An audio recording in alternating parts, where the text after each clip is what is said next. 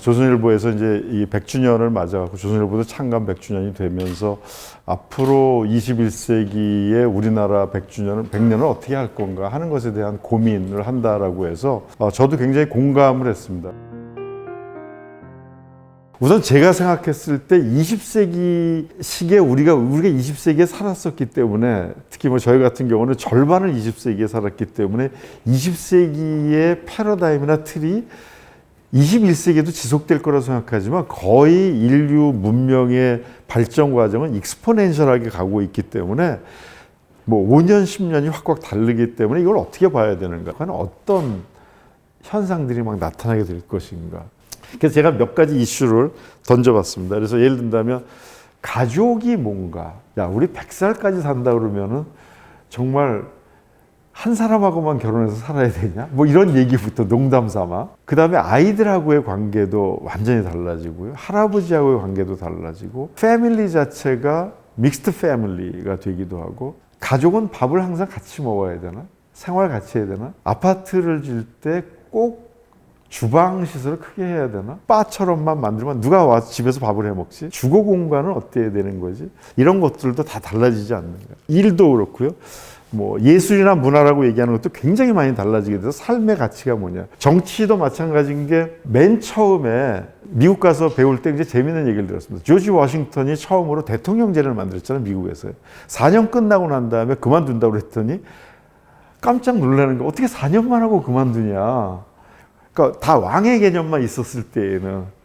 그래서 아니 나는 아니고 이제 제퍼슨도 있고 이제 다른 애덤스도 있고 다른 사람들이 해야 된다. 그랬더니 그럼 네 아들은 개념이 없었지만 그걸 만들어낸 거거든요. 제가 이번에 그 이탈리아를 또 다니면서 산 마리노라는 공화국을 갔는데 거기는 대통령이 6개월마다 바뀐다고 그러더라고요.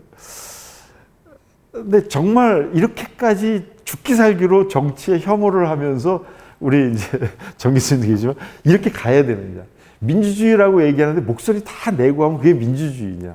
공화제라고 얘기했을 때 대표가 있는데도 불구하고 지금은 대표를 무시하고 또 민주주의가 직접 민주주의가 굉장히 활성화가 되다 보니까 참여민주주의 하라고 해서 시민단체는 누가 뽑아준 것도 아닌데 내가 시민단체 한다고 하면은 다 정당성을 갖는 거냐. 어디까지 인정을 해줘야 되는 거냐. 뭐 이런 것들에 대한 문제를 고민을 많이 해야 되는 거죠. 대중정치하고 사이버 공간에서도 정말 그 연예인들 같은 경우에 허트 당해갖고 자살도 하고요. 이런 것들이 좀 더 새롭게 나타날 거라고 생각이 듭니다. 경제도 마찬가지인 게 산업구조도 다 바뀌게 되고 제조업의 개념에서부터 지금 완전히 달라지게 되는데 구글, 아마존, 뭐 마이크로소프트 이게 다 제조업 회사들이 아니지 않습니까? 우버가 삼성보다 시가총액이 높다고 그러는데 이게 뭐지? 제조업은 왜 우리가 해야 되지? 자, 그러면 제조업을 통해서 고용을 창출해? 이게 무슨 의미지? 그러면 서비스업으로 간다. 서비스업은 그럼 꼭 9 to 5로 일을 해야 돼? 24시간 하면 안 돼?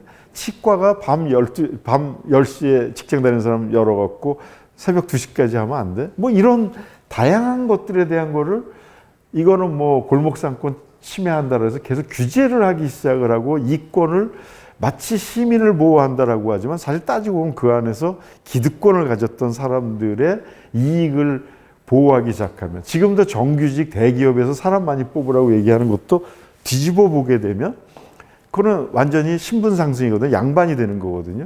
거기 들어가면은 노조가 보호해 주죠. 정년 보장되죠. 월급은 일본보다도 대기업이 40%나 더 많이 초봉이 많죠.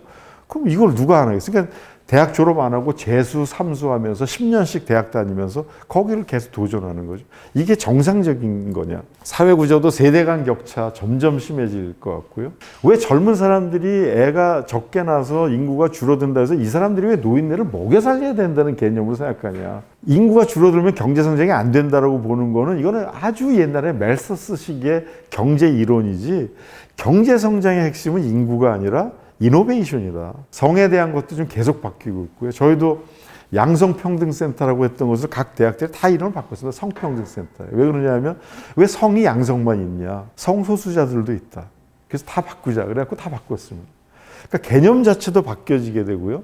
아까 소득도 말씀드렸습니다만 교육도 지금 다 바뀌어야 돼서 20세기식의 교육이 과연 맞냐? 대학이 언제까지 유효하겠냐?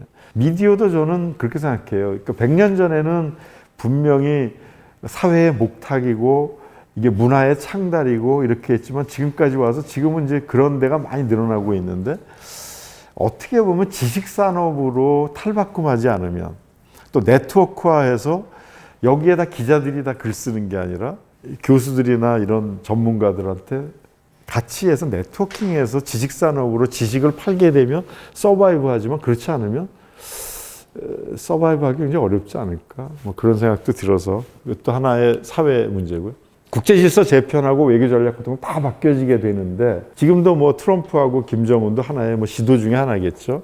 특히 저는 통일하고 동북아에 대해서 굉장히 관심이 많은데 그 이유가 우리는 지금 이제 남북 통일이 되면 뭐 대박이다 그러는데 그게 아니라 사실은 남북 통일이 되면은 동북 삼성이 만주가 열리게 되고 만주가 열리게 되면 중국도 지금 1대1로 정책이 바뀔 수도 있다. 여기는 러시아의 푸틴도 매년 9월에 동방경제 그 포럼을 그 블라디보스톡에 그 와서 지금 하고 있거든요. 그러니까 상당히 동북 삼성에 대한 만주에 대한 큰 전략들을 가지고 있어서 중국도 1대1로 하면 자기네 것만 되는데 여기는 투자가 이제 유럽 쪽도 이 시베리아 철도라든가 이렇게 되면 되고 러시아, 미국, 일본, 한국, 뭐 북한까지 하면 엄청난 새로운 게 열릴 가능성이 있어서 좀 크게 보자. 이제 그런 생각을 가졌고요. 지구 온난화나 뭐 그다음에 에너지 수소 경제 이거는 뭐 제레미 리프킨은 아주 수소 경제에 대해서는 굉장히 수소 사회에 대해서 책도 벌써 10여 년 전에 쓰고 그랬는데 새로운 에너지가 나온다. 예를 들면 우리가 지금 가스스테이션 있고 전기 쓰고 하는 게 뭐 오래된 것 같지만 사실 100년 전만 하더라도 런던에 가스등 불 붙이고 다니고 그랬는데 사실 이 주유소라고 하는 게 얼마까지 오래 갈 건가.